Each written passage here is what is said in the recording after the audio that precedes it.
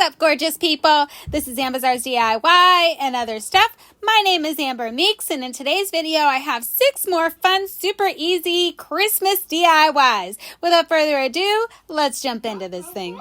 Okay guys, for this first DIY, I'm going to take some snowballs that I got from Dollar Tree, as well as some table scatter, and then I have these little pom-poms and a Santa hat. So let's get started. Okay guys, so I'm going to take 2 of the pom-poms in 2 different sizes, one of the bigger ones and then a smaller one, and I'm going to glue those 2 together. After that, I dug out all of just the little boots from the table scatter, and I'm going to glue those boots to the bottom of the large part of the snowballs. So I'm just going to hold that into place till it's nice and stuck, and then I'm going to take the other boot and glue it on to the other side. Pretty easy so far, right guys? And then I'm going to go ahead and take this Santa hat. I had already used it for something else, and I'm going to go ahead and cut out a hat for my little gnome guy. Now, this is where I made my mistake, guys. Everything I measured was correct. It was definitely long enough, but the issue was it wasn't wide enough. So you're going to see me try to put it onto the guy, and I'm like, oh no, I didn't even take into account how thick these snowballs are.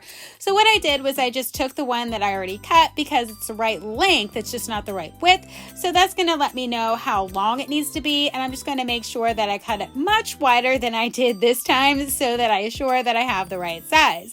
So after I'm done cutting it, I go ahead, try it on to the little, what's going to be my little gnome. Everything looks pretty good because I needed excess because I'm going to glue these 2 pieces together. So you have to allow for what I would call seam allowance if you were sewing. So I'm going to go ahead and glue these 2 halves together, just the one side and then the other side. And obviously we're going to leave the bottom open so that we can fit it over the gnome for his little hat.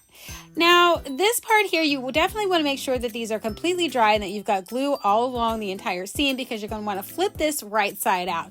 So while I was letting that dry, I went ahead and used this as my template to make the rest of my hats. I did decide just to make 3 gnomes. I really wish I had made 4 or just 2, some even number, but I decided to make 3. Not sure what I was thinking. At any rate, now that the hat is completely dry, I'm going to go ahead and flip it right side out and just make sure you get your finger in there and really get that pointy part so that it's back to pointy again. Then you're going to slip it over top of the entire part of that small snowball that we stuck on there. We just stuck that on there for forming, not so that you can see it. Then I'm going to go ahead and stick a little pom-pom in the center, and then I'm going to glue the rest of the hat down into place. Pretty darn simple. And that's going to be it for our little gnome guys. Those ones are going to be ready to roll. So I also wanted, as a second part of this DIY, I wanted to have them a little house that I would make. So I have this little wooden house that I got from the Dollar Tree. I'm going to fill that whole part in with some hot glue because I'm going to paint this, and I'm going to make it freestanding and not so that it's hanging on the wall. So I'm going to go ahead and take some white paint here, and I'm going to paint all of the parts where there is supposed to be snow. So obviously the roof, and then there's some on the windows, and then there's some like along the bottom, just anywhere where it was an indication that it was supposed to be snow. I went ahead and added some white paint. Man, I must still be tired, guys. Wow. Okay, so after I painted the top part of the roof, I was like, ooh, I better make sure I do the edges as well because this is going to be a freestanding piece and you're going to be able to see that part. So you're going to make sure you want to do that too if that's what you decide to do with yours. So obviously now I'm painting the grass part that's supposed to be snowy, and then I go all along up the sides and the windows. So now I have this faux snow that I got from the Dollar Tree, and I'm going to take some Mod Podge. So I'm taking a foam brush that I also got from the Dollar Tree, and I'm going to go ahead and spread out the Mod Podge onto the roof here, and then after I spread the Mod Podge out, I'm going to go ahead and sprinkle some of the faux snow onto the Mod Podge. Now guys, when you do this, you want to make sure you do this over paper or something like that because you want to be able to take whatever excess that you're going to like shake off of here after you're done and be able to put it back into the bag so that you can use it. So here I am shaking off all of the excess now that I've put the Mod Podge over all of those parts, and this is what it's looking like. Pretty cute so far, right guys? If I can show it to you, there you go. Okay, so then I decided to paint the window seal part black. Not really sure why I went with such a dark color. Honestly, looking back on it, I don't know. I wish I would have just picked a different color, not black. Even if I picked gray, it would have been better. I'm not really sure why I was thinking it needed to be black, but that's what I did. Okay, so after I painted the windows black, I decided I wanted to paint the inside blue, and I should have painted the inside blue before I painted it black because I did get some blue on the black and had to go back and, touch up the black, but it wasn't that big of a deal. So just make sure you do the blue part first if you're going to paint the insides of your windows.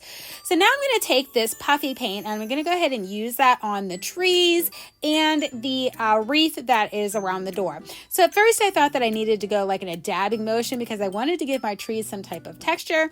But then as I was doing it, I was like, you know what? I can just squeeze all of this glue out, put all of the glue on, and then I kind of do my texturing after it's not glue, it's paint. After I got all of the paint on. I think I am tired, guys. Wow. So after I did that, I'm going to go ahead and take some red puffy paint and I'm going to go ahead and outline the bow. I mean, it ends up looking okay, but honestly, I just wish I would have tied like a bow with some ribbon and stuck it on there rather than did this. But I was just trying to show you something that you might be able to do with the kiddos. This would be such a fun project with some kiddos. So at any rate, I'm going to go ahead and outline all of the lights in various different colors as well with the puffy paint. Once I finish outlining all of the lights in various different colors, I'm going to move on to the door, and I found this super cool metallic puffy paint, and I'm going to use that to outline the door. I think that this was a good choice for the door. I just really wish I would have done those windows in a different color, but you know what? Hindsight's 20/20. It is what it is. Okay, guys, so after I outlined the door, I'm going to go ahead and everything's dried. So I'm going to go ahead and make it so that it can stand up freestanding. So I'm just taking some Jenga blocks that I got from the Dollar Tree in one of their Jenga sets. I only needed 3 of them for this little tiny lightweight house. And then after I glued all 3 of the blocks together, I'm going to go ahead and add some glue to the blocks themselves and then add the blocks to the house. After I do that, both of these DIYs are done and here they are. Woo! You see what I mean? Why did I make 3 gnomes? I only needed 2. But nonetheless, it's still super cute and this will be such a fun DIY to do with the kiddos, guys. This is so super easy. They can have fun painting and just making things look super fun. Okay, guys, for this next DIY, I'm going to take one of those tinsel Christmas trees that I got from, I think, Family Dollar or the Dollar Tree, one of those two. Nonetheless, I'm going to pull off all of the embellishments because I'm going to use those on another DIY. Then I'm going to take some of the garland that I got from the Dollar Tree and I'm just going to literally wrap it around the tinsel tree. I personally don't care for the tinsel look. I just kind of think it looks cheap and kind of cheesy, so I try to cover that up every chance that I can or anything that I can think to cover it up with, and I thought that this would be a good idea. In the end, I'm not super excited with the way that it turned out, but it's still not a bad DIY, and it is definitely one that you can do with the kiddos because all you have to do is wrap this stuff around and around and around. Pretty easy so far, right, guys? So I only needed one of the garlands, and it was able to fill the entire tree. So the next thing I'm going to do is cover up that bottom tinsely part. I mean, you could leave it like that, but I was thinking of making it look more like a tree trunk, so I went with this brown scrap fabric that I happened to find in my craft stash, and I'm just going to go ahead and glue that to the bottom of the tree here. Okay, now that that's done, I'm going to take some of that table scatter, and this time I'm just going to go for the snowflakes and a star. So I'm going to go ahead and stick the star at the top of the tree where it belongs, and then I'm going to go ahead and stick the snowflakes anywhere I can see that tinsel coming through, which seem to be on the corners more so than anywhere else. Once I add all of my snowflakes, guys, this DIY is done, and here's how it turned out. Woo! You can add some lights to it, and I did try that, but I really didn't care for it. So I think it's fine just like this, and I think it's another super fun project with the kiddos. Okay, guys, for this next DIY, I have this Merry Christmas wood wreath thingamabobber that I got at the Dollar Tree. So the first thing that I want to do is go ahead and paint the entire outline green because it has all those green leaves and stuff on there. So I just go right over the pattern and everything because once you paint over this, you can still see through it and you can still see the pattern after you paint over top of it.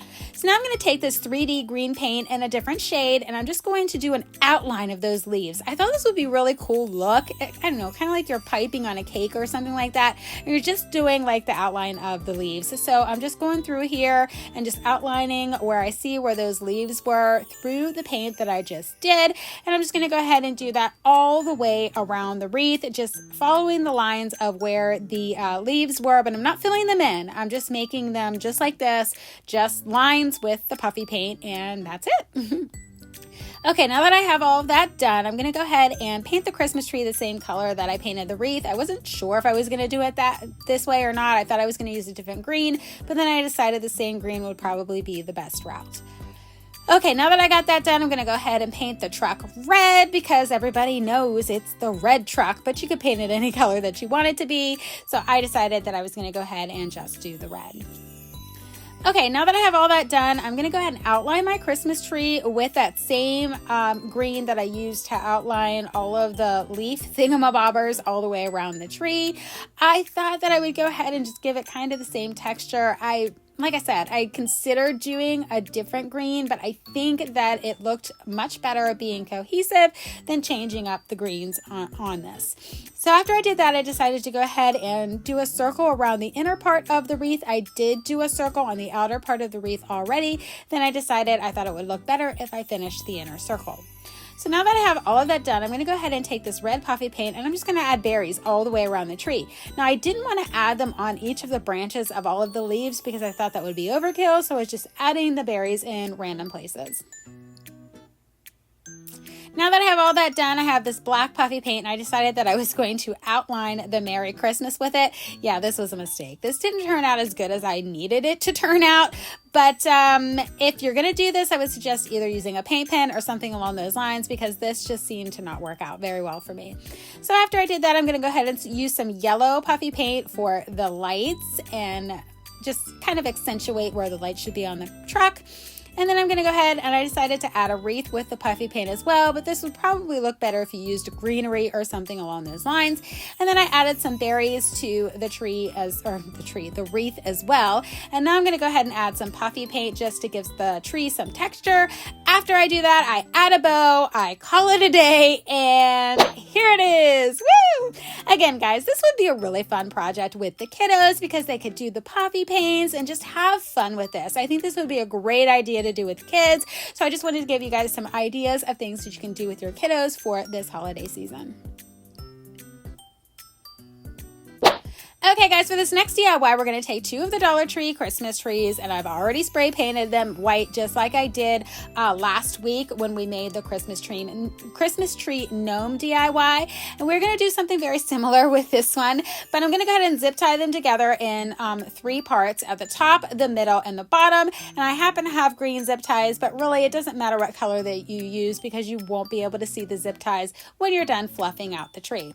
After I add the zip ties, I go ahead and cut off any excess from those zip ties, and then I'm just going to start fluffing the tree, but this time I'm going to fluff it towards the top, not the bottom. So we're going to do like a swag kind of a situation that you can hang on your door or on the wall or wherever you want to put it. So I'm just going to go ahead and flip all these branches down or upward towards the top of the tree. Then I'm going to go ahead and add a Santa hat just like we did last week. And then I'm going to add a little ornament for the nose. I took off the part that was on there and just pulled it off so that I could have a nice hole to stick the nose in place. I'm going to fluff out my beard some more. And then to hang this up, I do have a zip tie that I didn't show you that I zip tied at the very top part, and I'm just going to slip this safety pin underneath the zip ties, and then I'm going to go ahead and stick some twine on the safety pin so that I can tie this into place, and it's totally secure, guys. And the reason why I'm doing it this way is so that I can possibly reuse these things for something else. That's why I chose not to use the hot glue. And after I do all of that, here it is hanging on my wall. Oh my gosh, he looks so cute. I think I like this far better than the one that I did last week with the little tree and the boots. I like this look better. I just think that it turned out much better doing it this way. Okay guys, for this next DIY, I got this super adorable gnome from Family Dollar. Oh my gosh, this thing was only $1. I just bought what they had left because they are so stinking cute.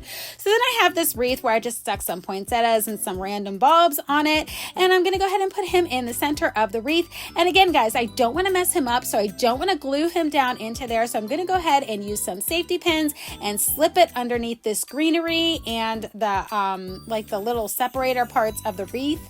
And secure him on this way so that I am able to use him for something else if I want to, so that he's not glued in there and he doesn't get ruined. This is a good way to reuse and repurpose your Christmas decorations so you don't always have to glue things down into place, guys. You can totally use safety pins, zip ties, whatever else you have on hand.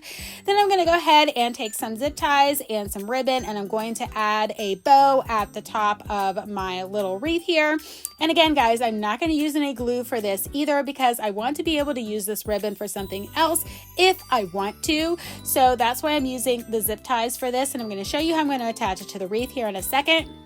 After I finished all of this, I'm going to go ahead and tighten it up almost to the end, but you don't want to tighten it all the way because you want to take that part that you don't want people to see and put it towards the back. Then you want to slip another zip tie in there and then tighten it up completely secure into place.